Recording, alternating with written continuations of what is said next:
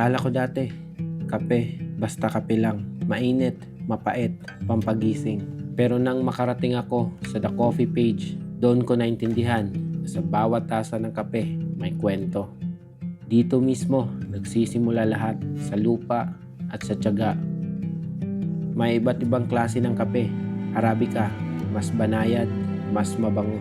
Robusta, mas matapang, mas matindi ang tama. At hindi pala minamadali ang kape. Aabutin pa ng ilang taon bago mamunga ang puno. Taon ng paghihintay para lang sa isang magandang ani. Bawat proseso mahalaga, mula pagpitas, pagpapatuyo hanggang sa pag-roast.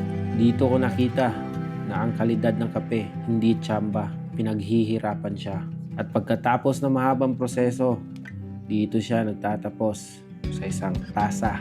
Pero habang umiinom ako, naisip ko, hindi lang pala ito inumin, buhay ito ng magsasaka. Kwento ng paghihintay at bunga ng passion.